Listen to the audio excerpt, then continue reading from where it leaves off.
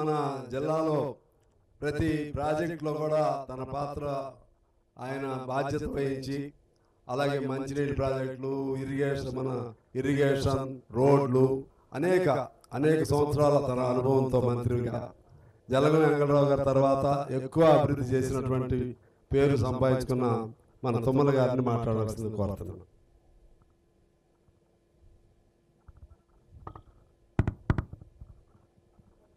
గౌరవనీయులు, మీ అభిమాన శాసనసభ్యులు, మా మిత్రులు సాంబశివరావు గారు, గౌరవనీయులు, ఈనాటి అమృత కార్యక్రమ శంకుస్థాపకులు రాష్ట్ర ఉప ముఖ్యమంత్రి భట్టి గారు, ఈనాటి డ్రైన్స్కి సంబంధించి R&B కార్యక్రమాలకి శంకుస్థాపన చేసినటువంటి పెద్దలు మిత్రులు కోమటిరెడ్డి వెంకటరెడ్డి గారు, గౌరవ పొంగులేటి గారు, శాసనసభ్యులు, స్థానిక ప్రజాప్రతినిధులు, మిత్రులందరికీ, జిల్లా కలెక్టర్ జితేష్ గారికి, ప్రియమైనటువంటి పత్రికా విలేకరులకి, పెద్దలందరికీ హృదయపూర్వక నమస్కారం.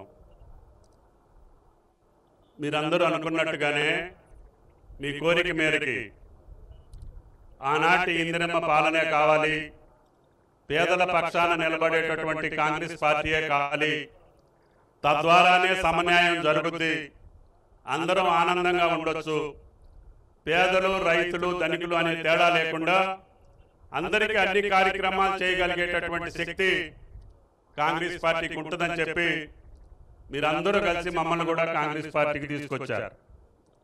మీ దయ వల్ల, మీ అనుగ్రహం వల్ల మీ యొక్క కోరిక తీరి ఈనాడు రేవంత్ రెడ్డి గారి ప్రభుత్వం తెలంగాణ రాష్ట్రంలో కొలువు తీరింది.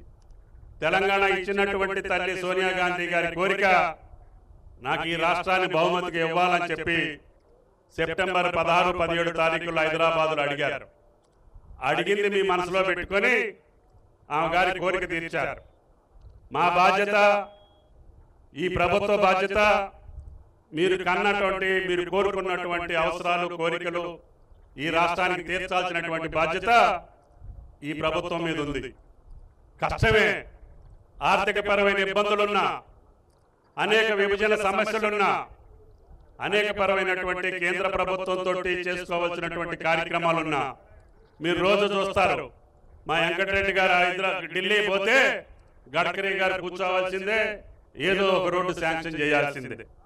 అది విజయవాడ హైదరాబాదు 6 లేన్ రోడ్డు ఈరోజు ఆయన బండి పట్టుకొచ్చారు. అదే రకంగా మా జిల్లాకు సంబంధించి కూడా ఆ రోజు జాతీయ రహదారులు చేసే అవకాశం నాకు కొద్ది రోజులు వచ్చింది. విజయవాడ టు జగదల్పూర్ వయా కొత్తగూడెం జాతీయ రహదారి వేసుకున్నాం. మళ్ళీ కొత్తగూడెం నుంచి వయా తొర్రూరు, అదేవిధంగా ఇల్లెందు మీదుగా తిన్నగా ఒలిగొండకి షార్ట్ కట్లో జాతీయ రహదారి శాంక్షన్ చేసుకున్నాం. సగం టెండర్లు అయినాయి, ఇంకొక ప్యాకేజీ టెండర్ కావాలి, అది వెంకటరెడ్డి గారి బాధ్యత అని చెప్పి మీకు ఈ సందర్భంగా మనం చేస్తున్నాం. అంతేకాకుండా ఈ కొత్తగూడెం పట్టణానికి కూడా ఆనాడు హడ్కోలో కిన్నెరసాన్ నుంచి మంచినీళ్ళు ఇచ్చేటటువంటి అవకాశం కూడా నాకు దక్కింది. అదేవిధంగా ఈ పట్టణానికి కావలసినటువంటి అనేక సదుపాయాల్లో, అది ఆసుపత్రి భవనాలైనా, కాలేజీ భవనాలైనా, ఈ పట్టణంలో నాకు సంబంధం ఉన్నా లేకపోయినా ఈ జిల్లా వాసిగా నాకు అనేక కార్యక్రమాలు చేసే అవకాశం ఆ భగవంతుడు మీరు కల్పించారు. తప్పకుండా భవిష్యత్తులో కూడా అదే పద్ధతిని కొనసాగించి ఈ ఉభయ జిల్లాలు సస్యశ్యామలం కావటం కోసం ప్రారంభించినటువంటి సీతారామ ఆ దేవుని దయ వల్ల ఇవాళే అర్ధరాత్రి 12 గంటలకి గోదావరి జలాలు ఎత్తిపోసేటటువంటి కార్యక్రమానికి అంకురార్పణ జరిగింది. మొన్న ముఖ్యమంత్రి గారు, ఇరిగేషన్ మంత్రి గారు భద్రాచలం వచ్చినప్పుడు మేము ముగ్గురు మంత్రుల సమక్షంలోనే ఈ సంవత్సరం నీళ్లు ఇవ్వగలుగుతారా, ఎంతో కొంత డబ్బులు ఖర్చు పెడితే చేయగలుగుతారా, మరి 7-8 కోట్లు ఖర్చు పెట్టి అది నిరుపయోగంగా ఉండటం ఎందుకు అని చెప్పి ముఖ్యమంత్రి గారు మంత్రులందరం కూర్చొని, సార్ కొద్ది డబ్బుతోటే కొంతవరకు నీళ్లు ఇవ్వచ్చు, తర్వాత కార్యక్రమాలు టన్నెల్స్ పూర్తి చేసుకుంటే పూర్తి స్థాయిలో అవుతాయని చెప్పి ముఖ్యమంత్రి గారికి చెప్పాం. వెంటనే ఆయన మీరు చేయండి, ఎంత ఇబ్బంది అయినా సరే, మనం ఆర్థిక పరమైనటువంటి సమస్యలున్నా ఏదో రకంగా మనోధైర్యంతో మనకి మంచి సంకల్పం ఉంది కాబట్టి, భట్టి గారు రోషయ్య గారికి మించినటువంటి రాజనీతి నిపుణుడు ఉన్నాడు కాబట్టి ఎట్లో గట్ల పట్టుకొస్తాడో మీరు మొదలు పెట్టండి అని చెప్పారు. ఆయన ధైర్యం చూసుకొని మొదలు పెట్టాం. రాత్రి ఒక మోటార్ వదిలారు, సెకండ్ ఫేజ్ థర్డ్ ఫేజ్ కూడా ఈ నెలలో ప్రారంభించాలి ముఖ్యమంత్రి గారితో. తప్పకుండా ఈ సంవత్సర పంట కాలానికే గోదావరి జలాలు బట్టి గారి నియోజకవర్గానికి తాకాలి అని చెప్పి ఆ భగవంతుడిని కోరుకుంటున్నాను. కాబట్టి బట్టి గారు దానికి ఎంత అవసరమైతే అంత రిలీజ్ చేస్తున్నారు. మొన్న ఆయన కరెంటు బిల్లులకు డబ్బులు ఇస్తే ఈ రోజు మోటార్లు ఆడుతున్నాయి. తప్పకుండా భవిష్యత్తులో ఈ జిల్లాకే కాదు ఈ రాష్ట్రానికి మేము ఎంత ఉపయోగపడగలుగుతామో, ఎంత చేయగలుగుతామో ముఖ్యమంత్రి గారికి ఆయనకి సహకరించుకుంటూనే ఈ ప్రభుత్వాన్ని పటిష్టంగా పేదల ప్రజలు కోరుకున్నటువంటి కోరికలు తీర్చడానికి తప్పకుండా ఈ 6 నెలల్లో మాకు 3 నెలలు ఎన్నికలకు పోయినాయి. 3 నెలల్లో మీ కుర్చీలో కూర్చోవడానికి సమయం చాలలేదు. నిన్నటి నుంచే పరిపాలన ప్రారంభమైంది.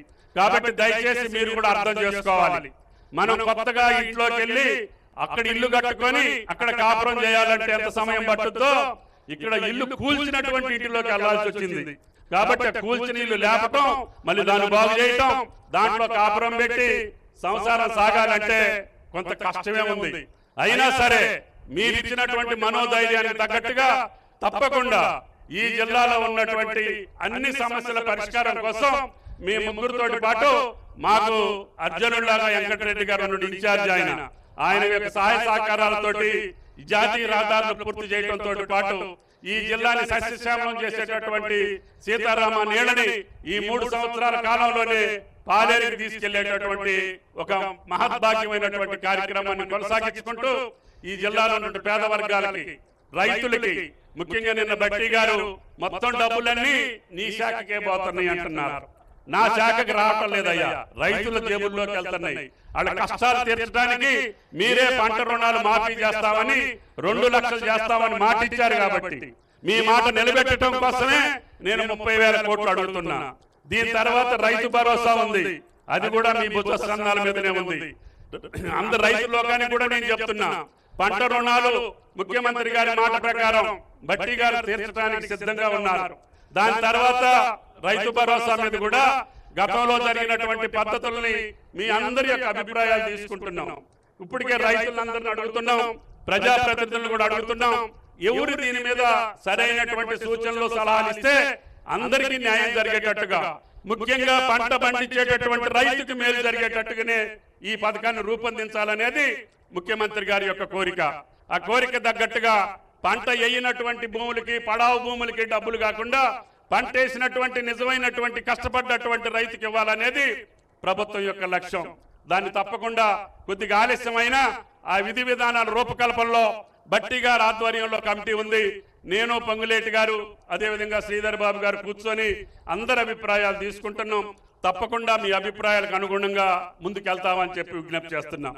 అదేవిధంగా జిల్లా అధికారులతో పాటు రాష్ట్ర అధికారులు కూడా గతంలో మీ మాట వినలేదు, గతంలో మీ మాటకి విలువ లేదు, గతంలో మీ పనికి ఇది నమ్మకం లేదు.